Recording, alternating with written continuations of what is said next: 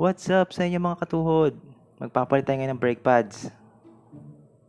Pero bago tayo magsimula, intro, pasok!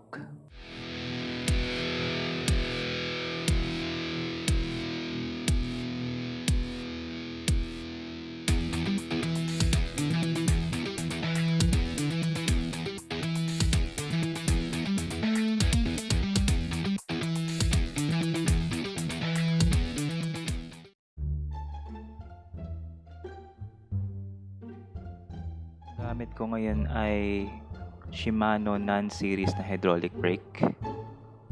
Nabili ko lang to sa Bike Tiangge. Siguro mga 2 years ago. So makikita niyo dito kung gaano nakanipis yung pads niya.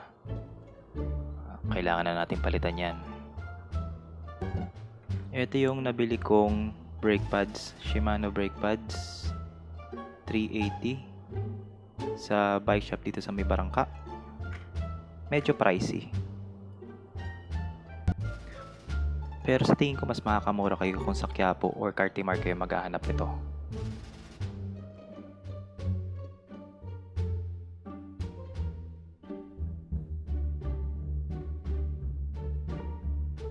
Ito, buksan na natin.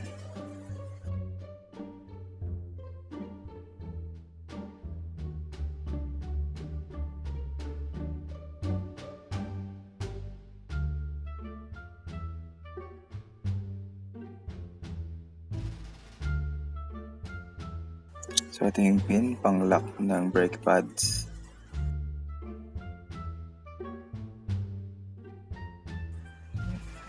Ito yung parang spring eh.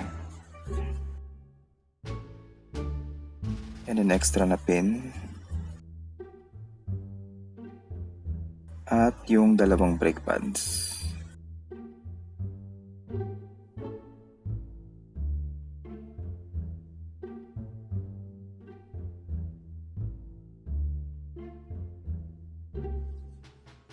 Ang papalitan lang natin ay yung preno sa likod. Medyo makapal pa kasi yung preno sa harap.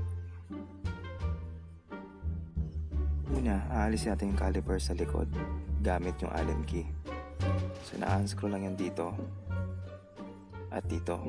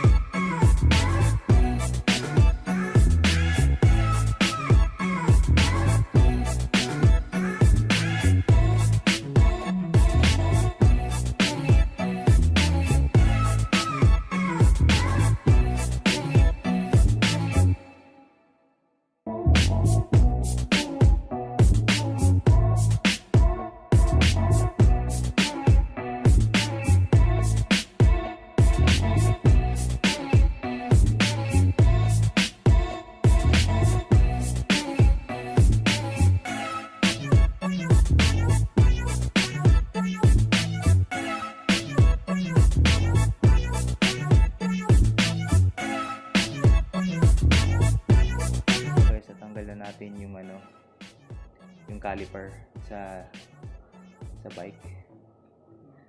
Kitang-kita. Ayan, sobrang nipis na.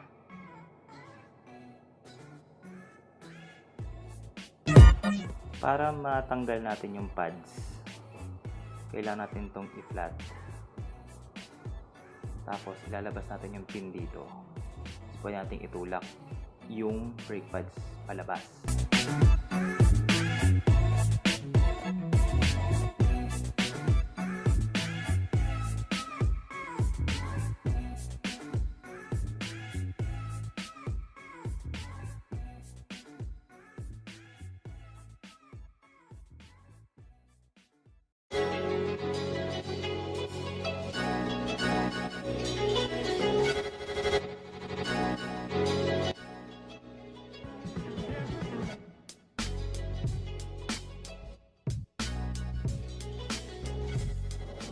So guys, natanggal na natin yung pin. Ang susunod naman natin gagawin is tanggalin yung pads. Ayan. So tutulak nyo lang siya ganyan. Palabas.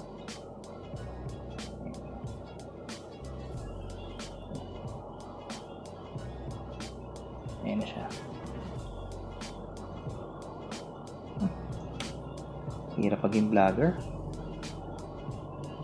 Kailangan may talent ka gumamit ng isang kamay lang. Okay.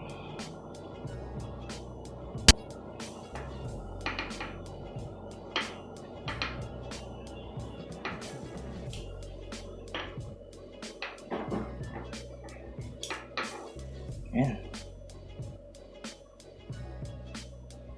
Tanggal ko na.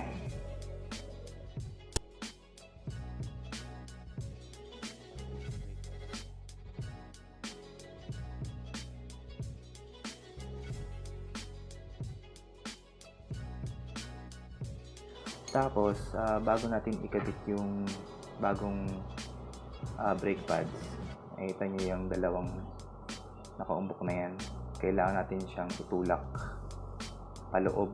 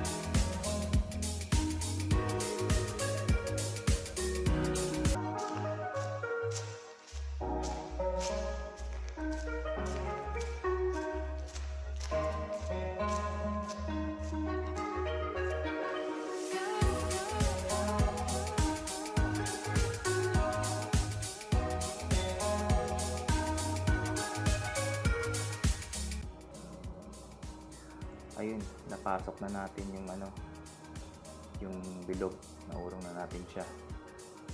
So, ang sarap natin gagawin is linisan muna natin bago natin lagyan ng bagong brake pads. Ilalagay na natin tong bagong brake pads. Ayan.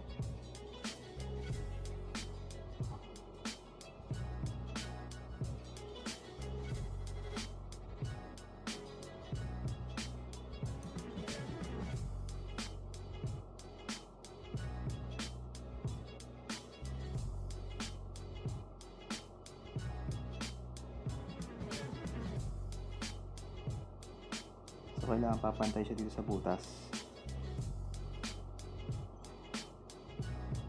Ayan.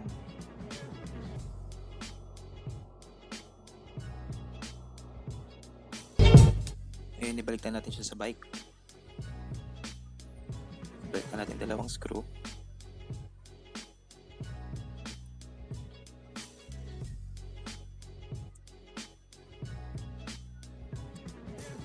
Ngayon, habang iniipitan nyo yung screw, make sure na nakapisil kayo dun sa lever.